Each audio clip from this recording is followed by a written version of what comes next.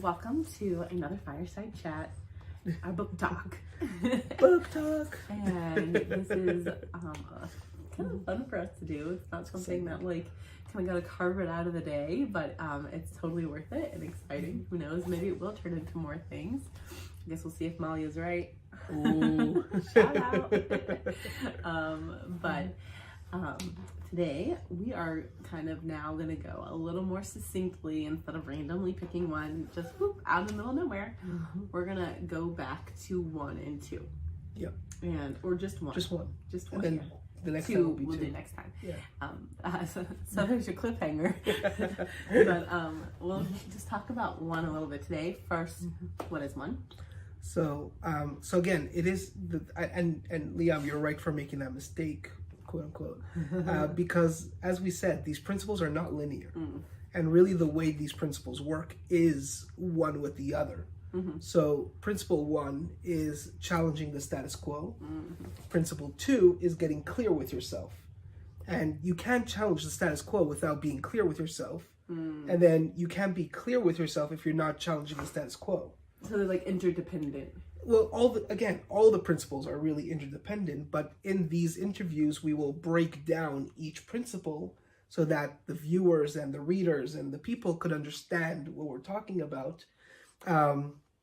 But your mistake is valid. Let's just put it that way. So I'm validating you. That's such a mistake. There you go. It's not a mistake. But in terms of, that challenging the status quo, right? So in the book, I talk about how in my story, what we typically do is that we go to matchmakers, and the matchmakers, sort of guide us or coach us how to find the right match. And a lot of times that comes with, the matchmaker's point of view or the matchmaker's It's kind of thoughts. like the matchmaker's algorithm. If you they will. have their like little system that you check these boxes and you check these boxes and these ones are here and then that shakes down. Okay, I could match you with these people, Right. More or less. And for the most part, I love the matchmaking process. I think it's a brilliant process. I think a little bit outdated. That's personal. That's my thought. Well, let's say there's people it works for, and there's some people who it doesn't. So exactly, and that's really where it all burns down to. And in the if second, you're an outlier in anything, you're not going to fit in the algorithm. If you're some kind of outlier, correct, the algorithm may not work for you, and that's part of being an outlier. Yeah, and that could be very frustrating for a lot of people. A lot of people who end up falling in this category. Let's say, I spoke to some friends like that we related. We were commiserating in a sense, not really, but let's call it that. Where we felt that we were a little bit more intentional in how we dated, for example. So it wasn't the typical, here's how everybody else does it, or here's the stereotypical way of doing things. And, stereotypes are very, very, are used so often because they simply make your life easier. So a lot of people typically fall into that stereotype of way of thinking, and that's typically what would happen. And you get stuck in your stereotype. Yeah, and then you see people who either struggle, who wonder, is there a better life out there? You see all these kind of things, and people often ask themselves why. And all that really boils down to that real question, challenging that status quo. In other words, is it your limited mindset? Is it the other person's limited mindset? Is the overall global limited, who's there speaking into your ear? Sometimes it could be yourself, but who's there speaking into your ear telling you this is how it has to be? And a lot of people tend to get frustrated. Sometimes when you have this, the status quo is so much something that you don't even realize it. Like you've never thought to even question it. You never thought to ask the question because it's just so much, this is how it is. Right. Like you get up in the morning. You don't think that, well, maybe I should get up in the afternoon. Maybe I should get up in the evening. Maybe I should, well, it's still dark. We don't even think to ask the question because you just get up in the morning and you go to sleep at night. It's just how it's done. Right. I think something unique about us, though, is that in this particular situation with the matchmakers, so you went the route of the matchmaker for a while and you had your experiences. When it came to me, Here's the other side. I just avoided it completely. I said, listen, I do not look good on paper, and I know it. I'm not that kind of person. I've never been that kind of person. Like, resume for me, like a dating resume or even a job resume, was never my strong suit. Like, I knew that. Like, any job I've ever gotten, I've had to meet the employer. Whether it was in freelance work or whether it was like for a 9-to-5 job, the very few that I've had. Like, either one, I've had to meet the people that I'm working with, because the paper doesn't have like this long list of credentials that people look for. Right. That makes you look good on paper. Now, how many people look good on paper, and then you meet them in person and you're like, how did that paper equal that person? But it's okay. Yeah, sure. So because we're human beings. We're not, a flat piece of paper with black and white ink on it, or black ink on white paper. So it was interesting that both of us kind of approached this differently. How we we both challenged the status quo. We just challenged it very differently. Correct. I just said, I'm doing this on my own. And you said, listen, I'm going to work within the system. I'm just going to do it my own way. Right. And I think that at some point, I ditched the matchmaker at some point. We did not meet through a matchmaker. No, we didn't meet through a matchmaker. Sorry, spoiler alert. but in the end of the day, it's like what you said. It's like, it bleeds into that second thing again. It's getting to know who you are and being confident with who you are, to say, listen, this just doesn't work for me. Right. And the 9-to-5, there's a lot of people who that 9-to-5 just doesn't work. Entrepreneur, like this big talk of like, oh, let's go start up my own business, but be my own boss. It's that too is not for everybody. Right. It comes with a lot of hard work. It comes with a lot. Every single person kind of has to figure out first what works for them. So this is where you're saying like these 2 steps really matter. Like, sure. Like not just these 2 steps, but the steps in general are kind of interdependent. Because like first you have to figure out for you what works, and then you have to challenge your status quo. Sure. Not just the status quo. Like, if I was somebody, let's say I was the very typical person that the matchmaking worked good for and looked good on paper and all that good stuff. For me, challenging the status quo in that scenario would look different than me, who I actually am, challenging the status quo. So basically you're saying like, every person has to look at their personal situation, their personal set of goals in life, and like the way their brain works, the way their personality works, all that stuff gets to get accounted for. So whether it's they're looking into starting a business, or whether it's they're looking into a career change, or all these different big shifts in life, they have to look at themselves first personally to determine what their status quo is. Like, what is it that they're challenging? Not just saying, I'm going to challenge the status quo. And then be like, well, that didn't apply to me. Right. Like, well, I challenged it, but what good was it? I think here's where a lot of people make the mistake, okay? It's challenging the status quo may come across as like sort of this like rebellion type of, like I'm rebelling against something that I just feel, I don't know, for whatever reason, I don't like. Right. It's not a rebellion. It's not that at all. It's really first, and this is why it's principle number 1 before the clarity one, right? Principle number 1 is challenging the status quo because something about this just doesn't sit right with me. And I don't know what it is. And it's giving myself permission. And then it's giving myself that permission to even question, to challenge that status quo.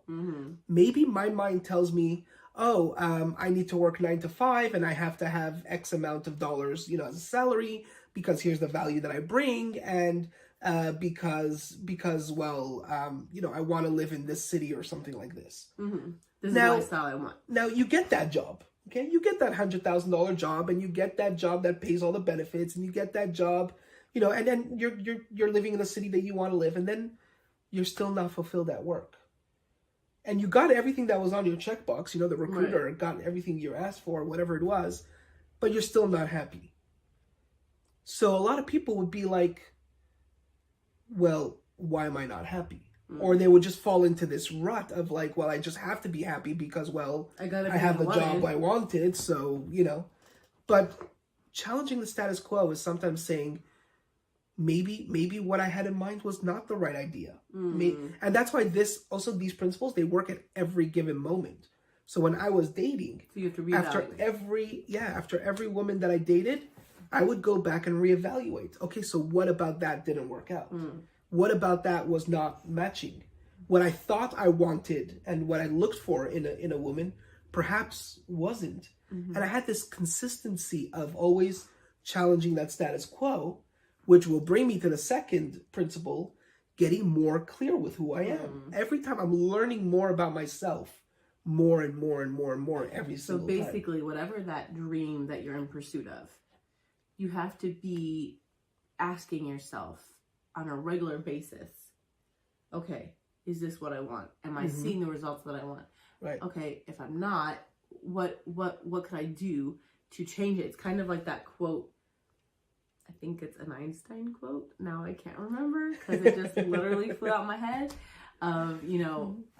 Basically it boils down to that, the definition of insanity is doing the same thing over and over and expecting a different outcome. Correct. So that's really this challenging status quo, is to say, if I keep doing the same thing and I'm not happy with what that outcome is, and even though other people may be happy with what that outcome is, but I'm not, for me, this has to be a challenge that I have to come to and face. I love that you brought that up, because that's exactly where I pulled that principle from. So it's hilarious. We did this, by the way. This was not scripted. This was not pre-planned. But it's hilarious that you brought it. In our living room and just hit record. Yeah, but it's really funny that you said that, because when I first read that quote, which, by the way, I read that it wasn't exactly him who said it, but whatever. Was it? Did I get the right guy? Yeah, it was. It's usually alluded to Einstein, and so that's up for debate who really said it, and I don't care. But well, we said it here today, so there we go.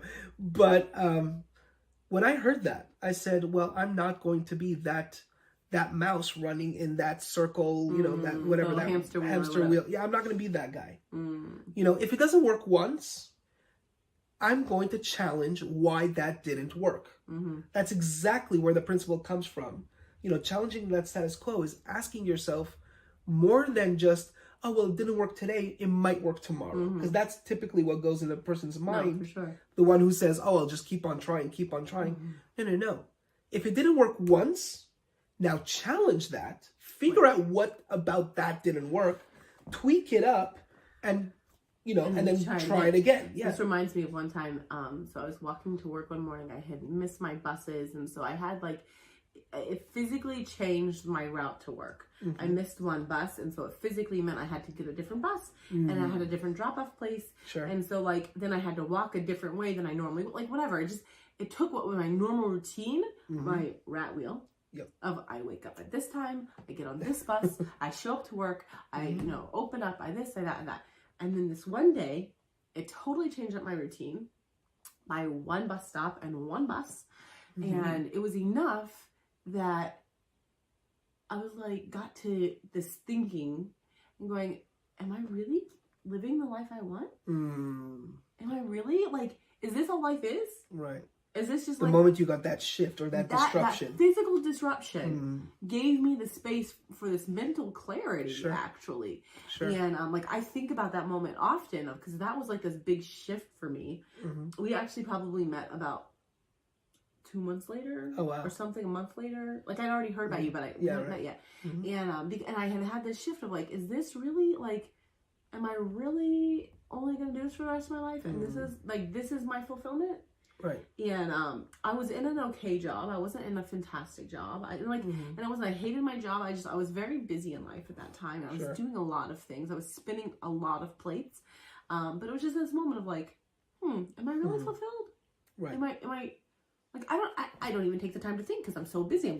I'm getting up at, I have to be at work at 6, and then I have to be at this at 2, and I have to be here at 5, and then I have to be back at home, and then you're just going. You just never even had the time to think. And that one physical disruption in my morning gave me this moment. It was literally probably 10 minutes that I had to just think on this quiet part of the walk, because it was early morning and whatever. And that allowed me to challenge my status quo. Yeah. So now it's your turn. Well, I'm going to ask you one last question, oh. and then we'll end it up here. do you need a disruption in your life to come to realize that you need to challenge the status quo? Or could you just, let's say, take a few moments every day and ask yourself, okay, well, how did my day go? Checking in with yourself, for example. How did my day go? And is my day a rat race? Or is my day, a step forward towards my fulfilling life? I think yes and both. Or no and both. However you would say that. Okay. Like yes and no. Yes and no. Basically. Because I think on one hand, this could be somebody's physical disruption.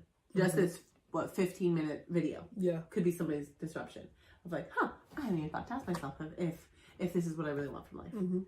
It could be, you sit down and you get the wrong cup of coffee. I mean, I don't know. Like, it could be anything. I think sometimes we need those, like, little boop, like little taps on the shoulders to be like, hello. Yep. Excuse me. So I think that can be helpful. But I think what else can be for people is that if they just incorporate a little bit of mindfulness in their life. Yeah. Every day.